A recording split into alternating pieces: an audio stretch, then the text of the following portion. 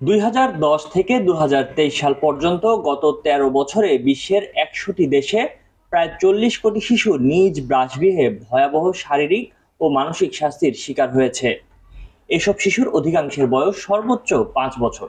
জাতিসংঘের বৈশ্বিক শিশু নিরাপত্তা ও অধিকার বিষয়ক অঙ্গসংস্থা ইউনিসেফ এক প্রতিবেদনে এ তথ্য জানিয়েছে। বার্তা সংস্থা এএফপির এক প্রতিবেদনে বলা হয়, উল্লেখিত 40 কোটি শিশুর মধ্যে একাধিকবার শারীরিক শাস্তি অথবা প্রহারের শিকার হয়েছে প্রায় 33 কোটি শিশু, বাকিরা মানসিক শাস্তির শিকার। ইউনিসেফের সংজ্ঞা অনুযায়ী শিশুদের সঙ্গে ধমকের সুরে চিৎকার বা উচ্চ স্বরে কথা বলা, তাদের গালাগাল করা মানসিক শাস্তি প্রদানের শামিল। বিশ্বের অনেক দেশেই শিশুদের প্রহার করা আইনত নিষিদ্ধ। তবে ইউনিসেফের তথ্য অনুযায়ী বর্তমানে বিশ্বজুড়ে প্রায় 50 কোটি শিশু যে কোনো সময় প্রহারের শিকার হওয়ার ঝুঁকিতে থাকে। এসব শিশুর মধ্যে বহু দেশের শিশু রয়েছে যেসব দেশে শিশুদের প্রহার করা বা শারীরিক শাস্তি দেয়া নিষিদ্ধ।